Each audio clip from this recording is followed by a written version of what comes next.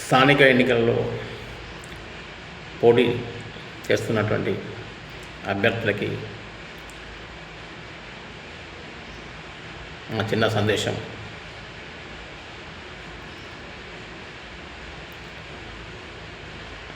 Vote చాలా విలువైనది. మీరు అనుకున్నట్టుగా గెలవాలంటే ప్రతి ఒక్క ఓటర్ని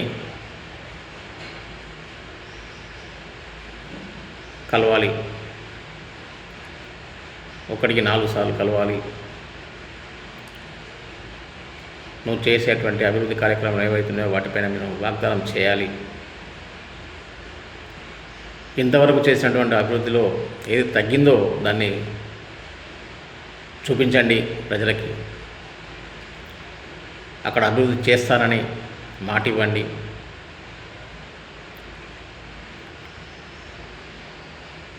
అలా మీ ఓటుని రాబట్టండి, గెలవండి, గ్రామ అభివృద్ధి చేయండి. ఇక్కడ ఒక ఓటర్ని తేలికగా తీసిపారేయకండి. వారు ఏ గ్రామంలో ఉన్నా, ఏ పట్టణంలో ఉన్నా ఫోన్ చేసి రప్పించుకోండి. మనవాడే కదా, మనకు ఓటేస్తారు, ఎటుగోరులే, మనం చెప్పకుండా ఓటేస్తారు అని నిర్లక్ష్యం చేయకండి. అడగకపోతే అవైనా అన్నం పెట్టదన్నట్టు అడగకపోతే ఎంత మనవాడైనా మన ఆపోజిషన్ వాళ్ళకి వేసేటువంటి ప్రమాదం ఉంటుంది.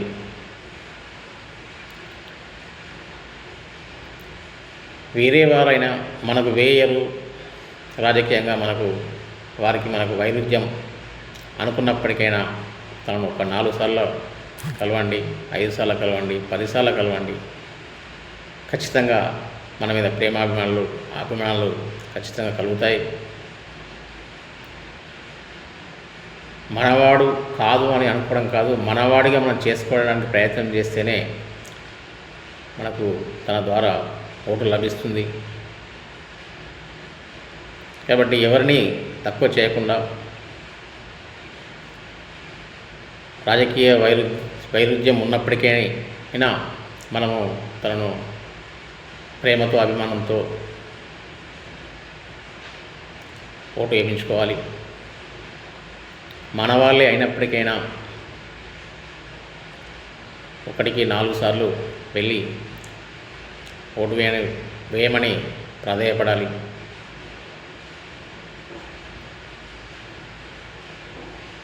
దూరం ఉన్నటువంటి ప్రతి ఒక్కరిని కూడా ఓటు హక్కును వినియోగించుకున్నటువంటి విధంగా వారికి సరైనటువంటి అవగాహన కల్పించాలి. ఆ విధంగా ప్రతి ఒక్క ఓటర్ని మీరు టచ్ చేసినట్టయితే మీరు అనుకున్న లక్ష్యాన్ని ఖచ్చితంగా చేరుకుంటారు. ఎక్కడైతే మనం నిర్లక్ష్యం చేస్తామో అక్కడ మనం ఖచ్చితంగా ఫెయిల్యూర్ అవుతాం. రాజకీయంగా అనుభవం ఉన్న వారికి ఇవన్నీ తెలుసు.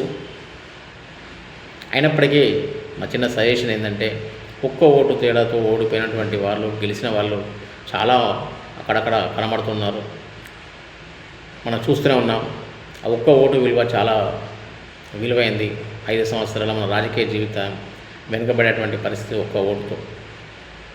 మన ఊరికి ఎంతో సేవ చేయాలనుకున్నటువంటి ఆ అవకాశం మనం కోల్పోయేటువంటి పరిస్థితి ఒక్క ఓటు. కాబట్టి ఒక్కరే కదా వారు వేయకపోతే మనం గెలవలేము అన్నటువంటి ఆ నిర్లక్ష్య భావం వల్ల మనకు రాజకీయ జీవితం ఒక వేరే మలుపు తిరిగేటువంటి ప్రమాదం ఉంటుంది. కాబట్టి ఏ ఒక్క ఓటును కూడా నిర్లక్ష్యం చేయకుండా వెళ్ళిన వాళ్ళ దగ్గరికి పదే వెళ్తూ వాళ్ళకు గుర్తు చేస్తూ, మన గుర్తు తెలియజేస్తూ, మన అభివృద్ధి కార్యక్రమాలు ఏవైతే చేస్తామో వాటిని మనం చెప్తూ, ఎక్కడైతే గ్రామంలో అభివృద్ధి జరగలేదో వాటిని ప్రత్యక్షంగా వాళ్ళకు చూపిస్తూ ఓటును పొందండి. ఎందుకంటే మీకు మంచి ఆలోచన, ఒక గ్రామాన్ని అభివృద్ధి చేయాలనే ఒక మీకు మంచి లక్ష్యం ఏదైతే ఉందో ఆ లక్ష్యాన్ని మీరు ఖచ్చితంగా మీరు నెరవేర్చాలంటే మీరు ఖచ్చితంగా మీరు గెలవాలి. మంచి లక్ష్యం ఉన్నటువంటి వ్యక్తులు వెనుకబడిపోతున్నారు. ఏ లక్ష్యం లేని వాళ్ళు అధికారంలోకి వస్తున్నారు. ఎందుకు? డబ్బు, మందు ఇవి పంచి ఓట్లు వేయించుకున్న తర్వాత పనులు చేయకపోవడం, జనాల్ని నిర్లక్ష్యం చేయడం, జనాల్ని బెదిరింపు ధోరణికి గురి చేయడం, చులకన భావనతో ఉండడం, ఇలాంటి అక్కడక్కడ మనకు రాజకీయంలో చూస్తూ ఉంటాం. కానీ ఒక మంచి ఆలోచన ఉన్నటువంటి వ్యక్తులు సైడ్కి వెళ్ళిపోతున్నారు. డబ్బు లేకపోవడం, మద్యం పంచకపోవడం, అలాంటి వాళ్ళకు నచ్చకపోవడం, నీతి నిజాయితీగానే మనకు ఓటు పడాలన్నటువంటి ఒక మంచి లక్ష్యం ఉన్నటువంటి ఆ వ్యక్తులు దూరం అయిపోతున్నారు.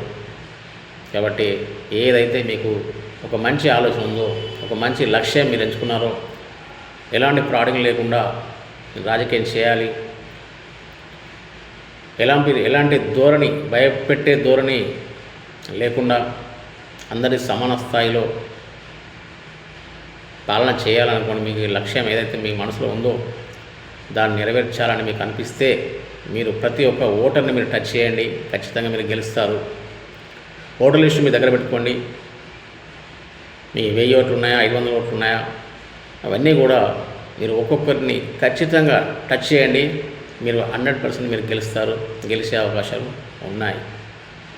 ఎందుకంటే డబ్బు పంచినంత మాత్రాన ఓటు వేస్తారనుకోవడం కరెక్ట్ కాదు.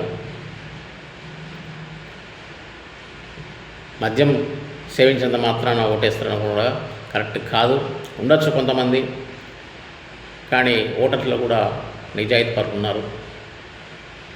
మందు అవసరం లేదు, డబ్బులు అవసరం లేదు, నాకు మంచి పాలక ఉంటే సరిపోద్ది అనేటువంటి ఆలోచన ఉన్నటువంటి ఓటర్లు చాలామంది ఉన్నారు. కాబట్టి వాళ్ళని మీరు టచ్ చేయండి. నిజాయితీగా మీరు పరిపాలన చేస్తా అనుకుంటే, నేను గెలవాలి, ఈ గ్రామాన్ని నేను అభివృద్ధి చేయాలి, నిస్వార్థంతో నేను పాలన చేయాలి, నేను అందరికీ మేలు చేయాలి, నేను ఒక మంచి నాయకునిగా నేను గుర్తింపు పొందాలని మీలో అనిపించినట్టయితే ఖచ్చితంగా మీరు ఓటర్ లిస్ట్ మీ దగ్గర పెట్టుకొని ఎంతమంది ఓటర్స్ ఉన్నారో అంతమంది ఓటర్స్ని మీరు కనెక్ట్ కండి, కలవండి, మాట్లాడండి. ప్రేమతో, ఆప్యాయతతో, అనురాగంతో మీరు వాళ్ళకి చెప్పండి. మీరు ఓటును వేయించుకోండి, గెలవండి. దూరం ఉన్నటువంటి వారు, ఎందుకంటే ఉద్యోగరీత్యా కానీ ఇంకా ఇతరత్ర కారణాల వల్ల వేరే వేరే పట్టణాలలో నివసిస్తున్నటువంటి ఓటర్స్ ఉంటారు. వారిని టచ్ చేసేటువంటి వారు ఎవరు లేకపోతే వాళ్ళు రారు. నన్ను ఎవరు పలకరిస్తారు కదా, నేను అంత దూరం వెళ్ళి టైం వేస్ట్ చేసుకొని, బస్ కిరాయిలు వేస్ట్ చేసుకొని అంత దూరం వెళ్ళి ఓటేస్తే నాకు వచ్చింది పోయింది అన్నటువంటి భావన వాళ్ళకు ఉంటుంది. కాబట్టి మీరు అలాంటి వారిని మీరు ఫోన్ల ద్వారా కలవండి, పలకరించండి, రమ్మనండి, రప్పించుకోండి. ఓటర్ లిస్టులో ఊళ్ళో ఉన్నవారు ఎంతమంది ఉన్నారు, ఊరు బయట ఎంతమంది ఉన్నారు, హైదరాబాద్లో కానీ, కరీంనగర్లో కానీ, ఇంకా తదితర పట్టణాలలో కానీ, వాళ్ళకు అందుబాటులో ఉన్న పట్టణాల్లో వాళ్ళ ఉద్యోగరీత్యా ఎక్కడెక్కడ పనిచేస్తున్నారు వాళ్ళందరినీ కూడా ఒక రిపోర్ట్ తయారు చేసుకొని మీరు వాళ్ళకు ప్రతి ఒక్కరికి ఫోన్ చేసి వాళ్ళను రప్పించుకొని ఓటు వేయించుకోండి. తప్పకుండా మీ లక్ష్యం నెరవేరుతుంది. ఇది మీరు ప్రాక్టికల్గా ఒకసారి చేసి చూడండి. మీరు ఏ డబ్బు పంచడం అవసరం లేదు, మద్యం పంచడం అవసరం లేదు. నిజాయితీగా మీరు గెలవాలనుకుంటే ప్రతి ఒక్కరిని మీరు టచ్ చేయండి. ప్రతి ఒక్కరికి మీ యొక్క లక్ష్యం ఏంటో చెప్పండి. అక్కడ జరిగినటువంటి ఏదైతే లోటుపాట్లు ఉన్నాయో వాటిని చూపించండి. ఇంకా అభివృద్ధి కార్యక్రమాలు ఏవైతే చేయవలసినాయో వాటిపైన మీరు వాళ్ళతో చర్చించండి. కుల, మత, వర్గ అనేటువంటి భేదము లేకుండా అందరినీ సమాన స్థాయిలో మీరు చూడాలనుకుని చూసి అందరినీ ఒక తాటి మీద తీసుకొచ్చి మీరు ఒక మంచి నాయకునిగా మీరు వారికి అనిపిస్తే ఖచ్చితంగా మీకు ఓట్లు పడతాయి, మీరు గెలుస్తారు. మంచి నాయకుడు కావాలండి. గ్రామంలో ఒక మంచి సర్పంచ్ ఉంటే ఆ గ్రామ అభివృద్ధి, గ్రామంలో ప్రజలు అందరూ బాగుంటారు. ఒక మంచి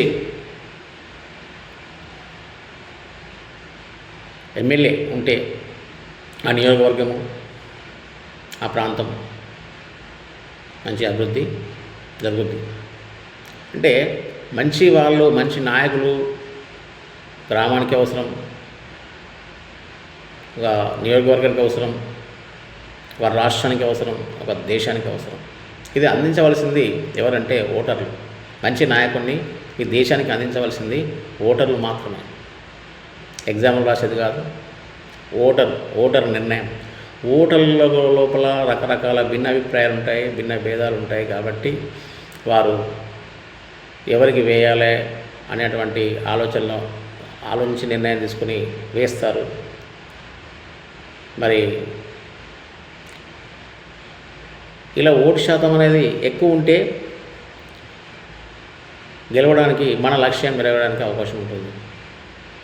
ఒక 50% ఓటు శాతం ఉందనుకోండి, అది ఎవరు గెలుస్తారు? 100% ఓటు వేయించేటువంటి ప్రయత్నం చేయండి, 100% మీరే గెలుస్తారు. ఎవరైతే 100% ఓటు వేయడానికి ప్రయత్నం చేస్తారో, ఏ అభ్యర్థి అయితే 100% ఓటు వేయడానికి ప్రయత్నం చేస్తారో 100% గెలిచే అవకాశాలు ఉన్నాయి. అభ్యర్థి మహేషులందరికీ కూడా నేను ఈ విజ్ఞప్తిని తెలియజేస్తున్నాను. మీకు నచ్చితే పాటించండి. మా ఛానల్ ద్వారా మీకు ఈ సందేశాన్ని అందించే అవకాశం నాకు లభించినందుకు అందరికీ ధన్యవాదాలు.